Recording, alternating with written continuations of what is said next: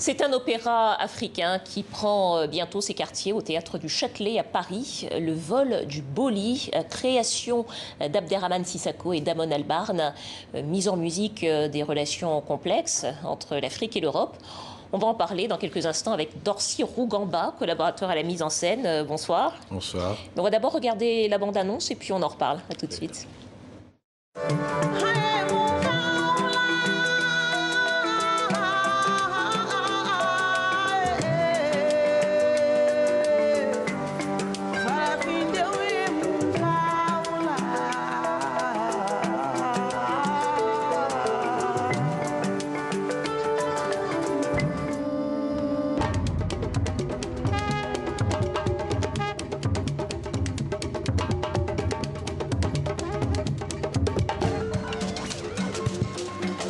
Voilà, le vol du Boli au Théâtre du Châtelet. Bonsoir, Dorcy Rougamba. Bienvenue au Journal Afrique. Bonsoir. Bienvenue. Alors, le vol du Boli, c'est un opéra africain avec de grands noms. On a aperçu la chanteuse Fatoumata Diawara, Abderrahmane Sissako à la mise en scène, avec vous, en metteur en scène, collaborateur metteur en scène. C'est un projet monumental hein, qui relie beaucoup d'art.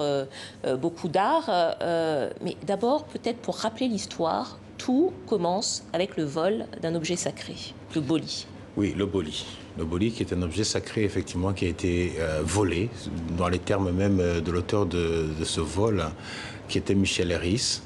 Alors, ce qui est intéressant, c'est que dans l'Afrique, effectivement, le continent africain a été vidé d'un nombre incroyable de son patrimoine.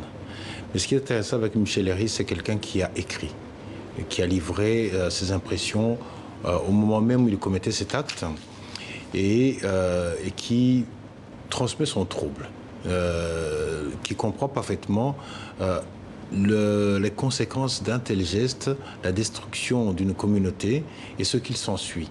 Et dans le spectacle, effectivement, alors, c'est un prétexte, c'est un fil qui nous porte dans le sillage de Michel Herys, effectivement, mais qui transporte sur toute l'histoire du continent africain dans sa rencontre avec l'Europe. Alors peut-être qu'on peut rappeler ce qu'est le Boli et pourquoi c'est un objet sacré. C'est un objet qui est transmis dans la famille, oui. C'est bien ça, et qui en fait un objet qui peut transporter des reliques des ancêtres décédés, c'est bien ça? Je vois que c'est ça. Alors après, je ne veux pas vraiment rentrer dans une explication de ce culte que je connais effectivement, par les livres. Mais c'est un objet, ce projet précisément d'ailleurs est toujours exposé au musée de Quai Branly, de Michel Herys. Et effectivement, c'est un objet de culte autour duquel, effectivement, les sociétés Bambara, que l'on retrouve dans beaucoup d'endroits, justement, de l'Empire mandingue.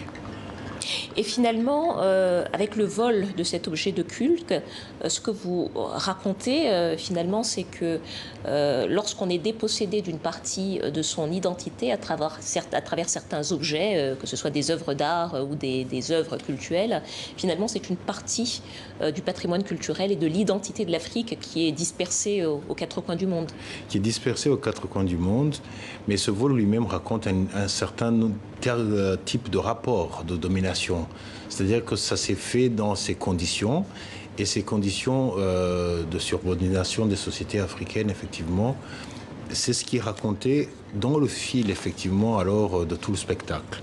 C'est-à-dire qu'on ne reste pas sur le Boli lui-même, mais dans ces rapports qui ont permis au vol du Boli, au vol de ce Boli, mais dans ce qui en a découlé par la suite. Donc les chapitres vont de l'Afrique précoloniale, de l'Empire mandingue, à des périodes sous la colonisation, l'esclavage atlantique, les sociétés d'aujourd'hui, la mondialisation même, au fil du temps, en fait, dans ce spectacle, on se rapproche à nous, à la société finalement dans laquelle de nous l'actualité et des rapports que nous entretenons aujourd'hui avec l'Europe. Alors, il y a une galerie de personnages extraordinaires hein, dans cet opéra.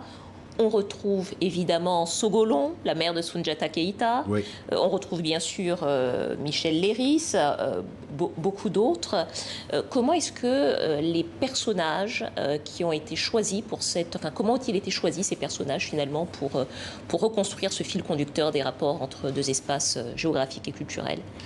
Alors ça, c'est évidemment l'écriture d'Abderrahmane Sissako avec son ami Charles Castella qui ont rassemblé cette histoire et qui ont voulu qu'effectivement il y ait plusieurs chapitres.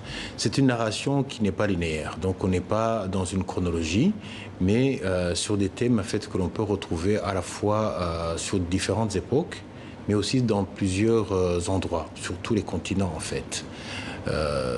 Et lors, effectivement, il y a le personnage de Sogolon, c'est, disons, après le prologue, le premier tableau, où l'on a effectivement tout l'Empire et le personnage de Sundiata, dans une scène où... Fondateur de l'Empire mandingue. Fondateur de l'Empire mandingue, et dans la louange qui lui est faite, justement, parce qu'il y a un chant de griot, il y a aussi la charte du Mandé, et la charte du Mandé qui est peut-être l'un des plus anciens textes humanistes qui ont existé bien avant la Déclaration des droits de l'homme. Oui. Bien avant la Déclaration des droits de l'homme.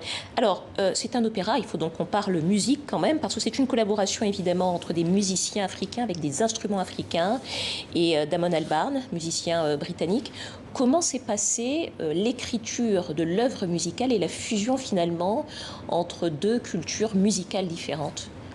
Bon, c'est un projet qui a mis beaucoup de temps, plus de 2 ans, à rassembler, à créer, à faire des ateliers, de telle manière effectivement que ces musiciens ont pu se rencontrer. Il n'y a pas que des instruments africains. Oui, d'ailleurs, peut-être qu'on va voir quelques images des répétitions, en effet. Effectivement.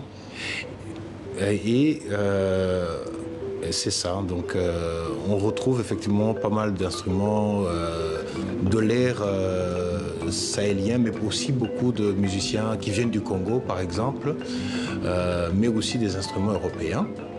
C'est une sorte de grand orchestre où on retrouve effectivement plusieurs influences et plusieurs traditions européennes, africaines, réunies autour effectivement de la composition de Damon Albarn.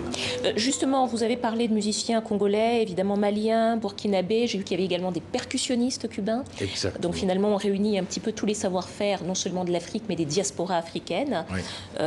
Ces projets comme ça, qui unissent tous les arts africains d'Afrique et de la diaspora, sont assez rares au fond en France. Est-ce que ça a été facile de retrouver tous les artistes, de les faire collaborer ensemble, de financer le projet? Comment ça s'est passé? Quelle est la genèse du projet?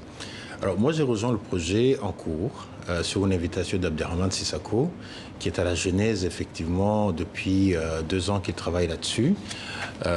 Alors c'est très rare effectivement qu'un projet avec d'une telle envergure, avec une ambition de raconter une histoire aussi large, mais avec les moyens qui sont rassemblés, c'est assez rare sur les grandes scènes lyriques, en tout cas en France.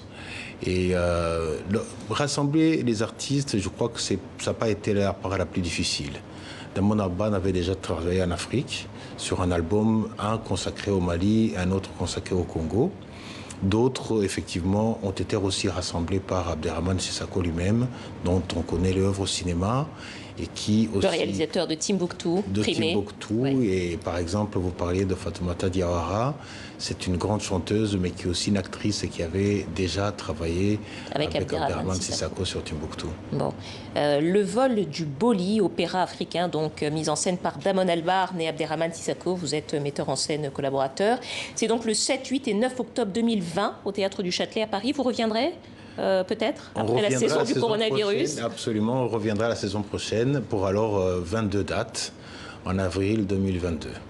Merci beaucoup Dorcirou Gamba, et c'est la fin de ce journal. Merci de votre fidélité. À demain. Merci à vous.